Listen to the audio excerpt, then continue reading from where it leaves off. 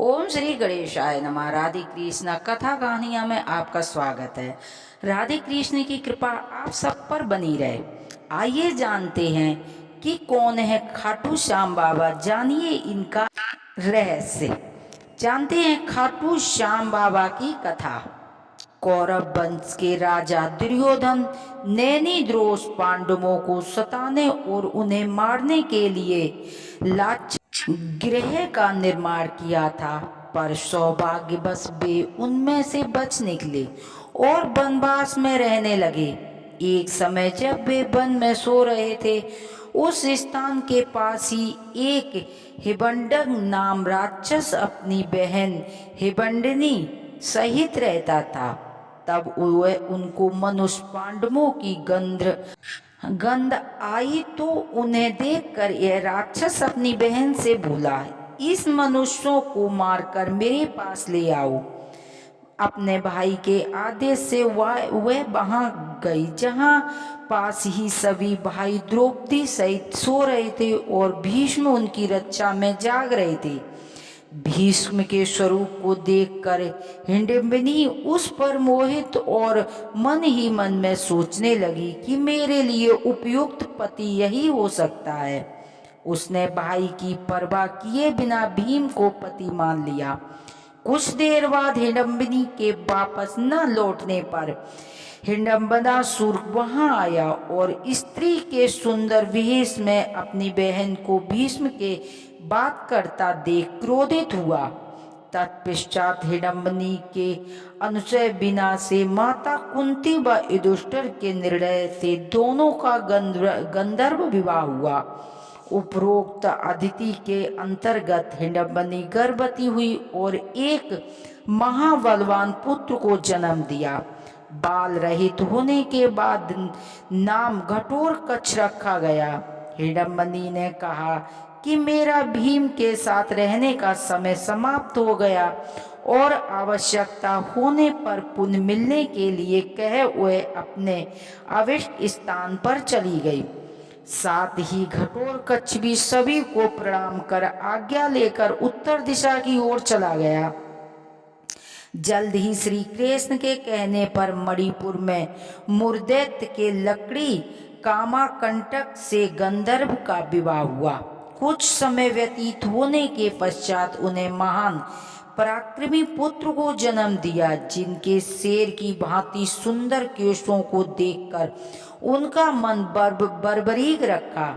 बल की प्राप्ति के लिए उनके देवियों की निरंतर आराधना, तीनों लोकों में किसी में ऐसा दुर्बल अतुलनीय बल का वरदान पाया। देवियों ने बर्बरीक को कुछ समय वहीं निवास करने के लिए कहा। एक विजय नाम ब्राह्मण आए, उनके संग में तुम्हारा और अधिक कल्याण होगा।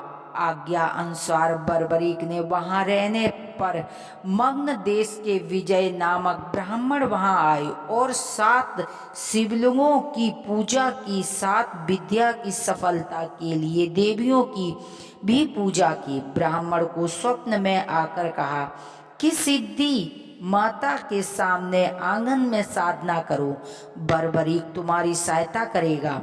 ब्राह्मण के आदेश से बर्बरीक ने साधना में विघ्न डालने वाले सभी राक्षसों को यमलोक भेज दिया। उन असुरों को मारने पर नागों के राजा असुरासिक वहां आए और बर्बरीक को दान मांगने के लिए कहा। तब बर्बरीक ने विजय की निर्विघ्न तपस्या सफल हुई यही वर मांगा। ब्राह्मण की तपस्या सफल होने पर उसने बर्बरीक को युद्ध में विजय होने का वरदान दिया। तत्पश्चात विजय को देवताओं ने सिद्धचर्त प्रदान किया। तब से उनका नाम सिद्धसेन हो गया। कुछ काल बीत जाने के बाद कुरुक्षेत्र मैदान में कौरव और पांडवों के बीच युद्ध की तैयारियां चलने लगीं। इस अवसर पर बर्बरीक भी अपने तेज नीले घोड़े पर सवार होकर आ रहे थे। तभी रास्ते में भगवान श्री कृष्ण ने बर्बरीक की परीक्षा लेने के लिए ब्राह्मण के वेश में उनके पास पहुंचे।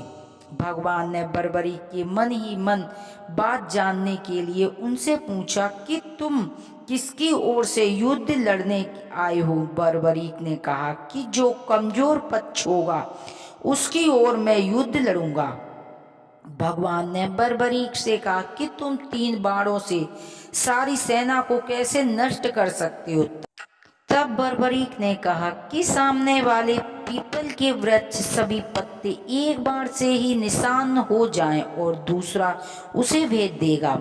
कृष्ण ने मुट्ठी व पैर के नीचे 2 पत्ते छिपा लिए, पर देखते ही एक बार से क्षण भर में सब पत्ते भीग गए। तब श्री कृष्ण ने देखा वास्तव में यह एक ही बार में सबको यमलोक भेज सकता है। तब ब्राह्मण बने श्री कृष्ण ने बर्बरीक से याचना की। तब बर्बरीक ने कहा, हे ब्राह्मण, क्या चाहते हो। तब श्री कृष्ण ने कहा, क्या सबूत है कि मैं जो मांगूंगा वो है मुझे मिल जाएगा।